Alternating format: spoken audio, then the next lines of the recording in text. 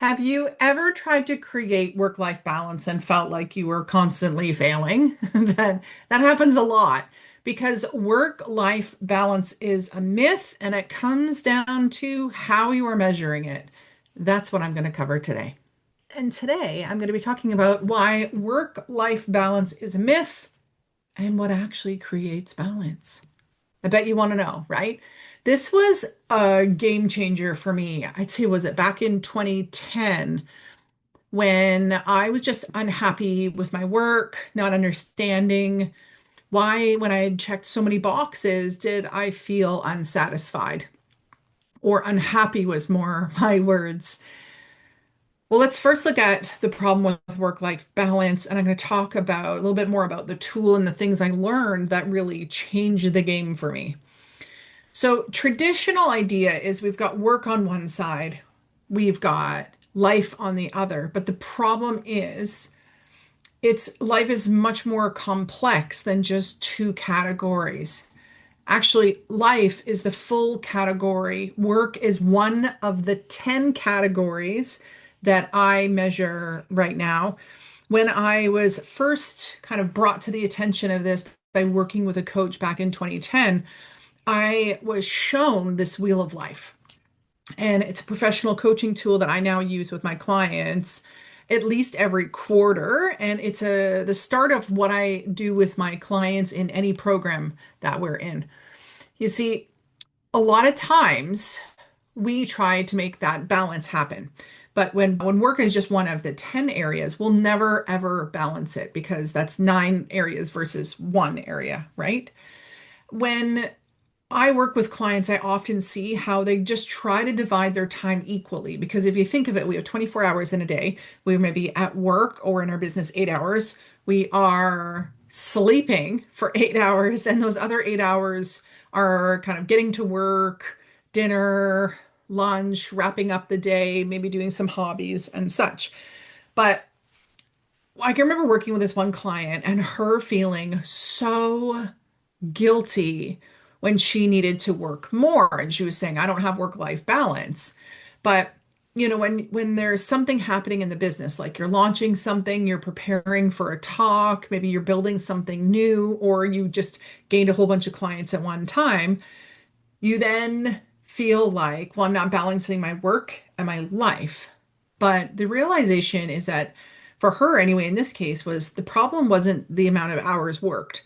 The problem was that other areas of her life were not getting her energy.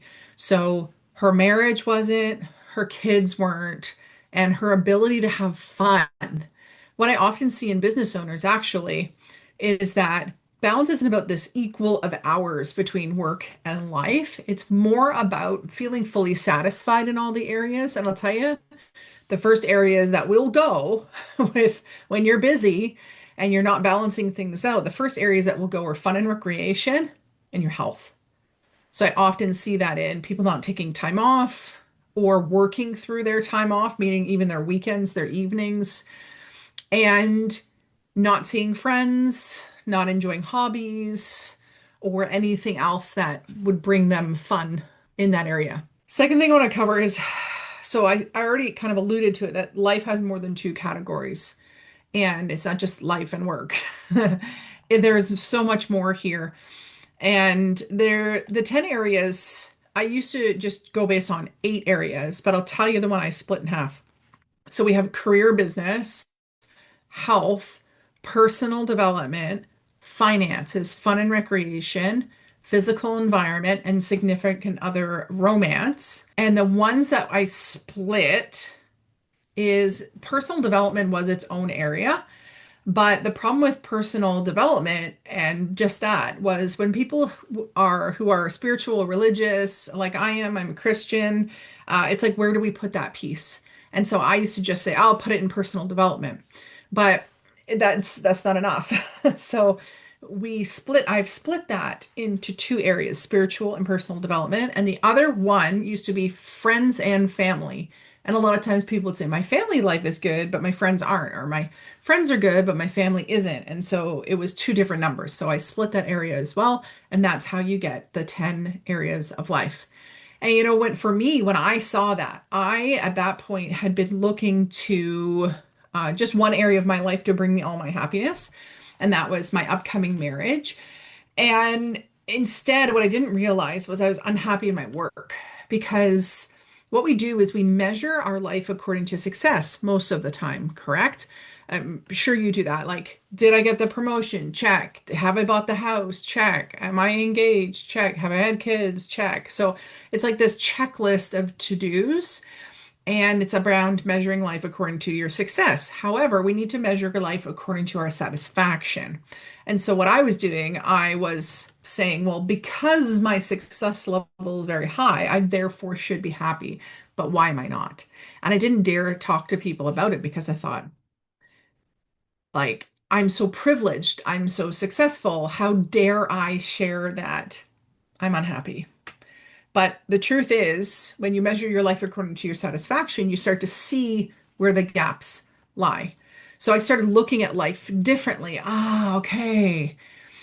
And instead of asking like, am I having that work-life balance? I started asking myself, how am I doing in all areas of life? Again, not based on success, but based on satisfaction. So it's really important for balance to be looking at the whole picture, not just looking at work and life, because as I said, you will never, ever be balanced.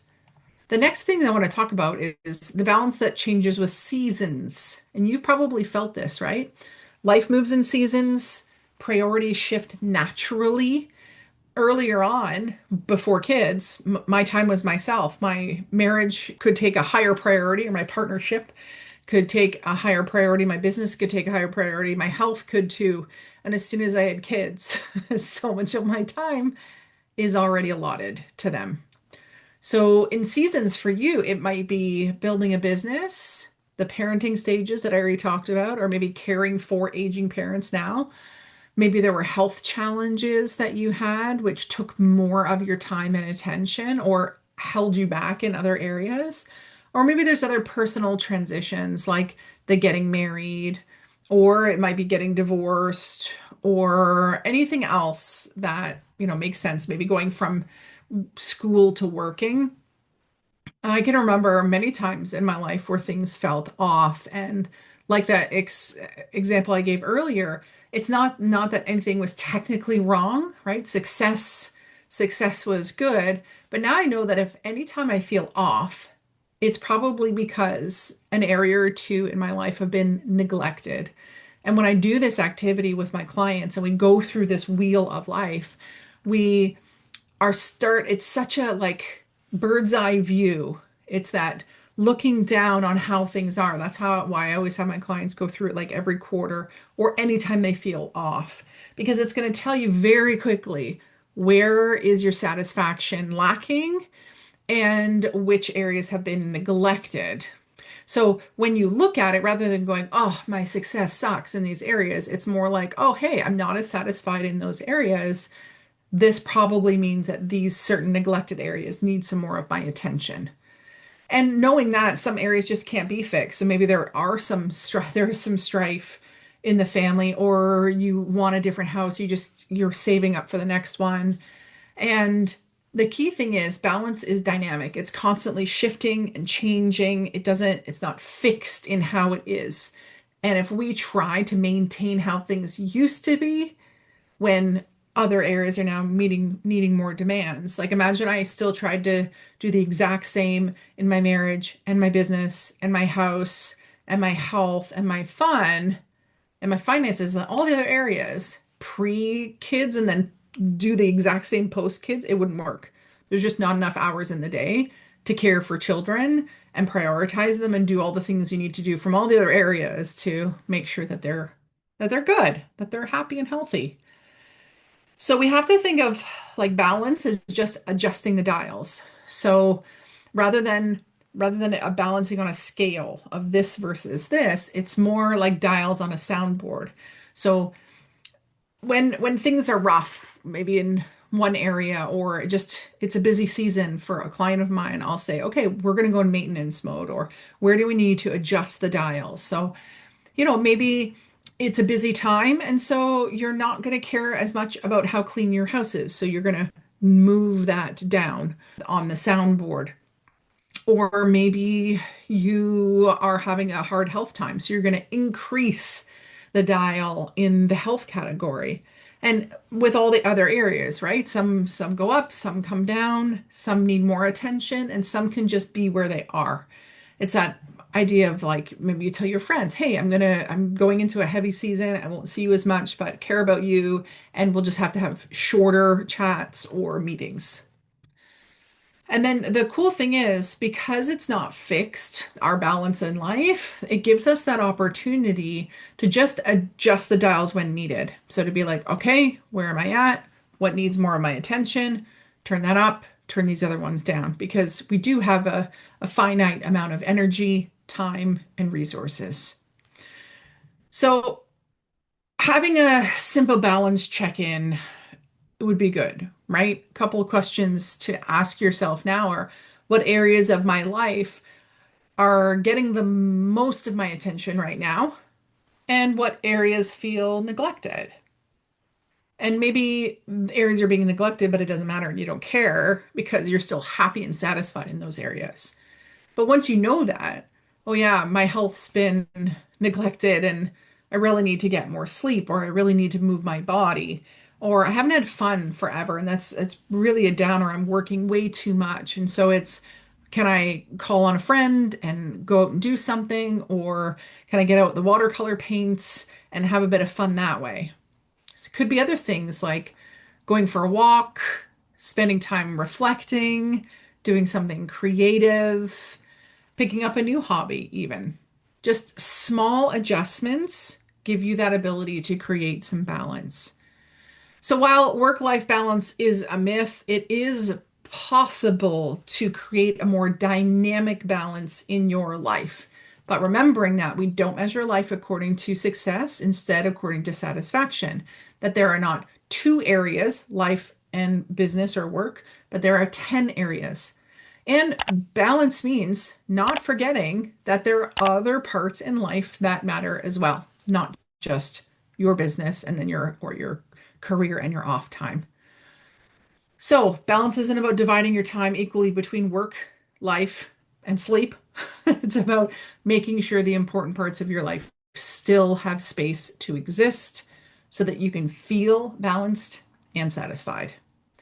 If this is making you think and like, wow, I wish I could go through the wheel of life with Diane, then reach out to me, Diane at DianeRolston.com. This is a session that we can do. And sometimes that leads into coaching, sometimes that leads into a VIP day or one of my programs.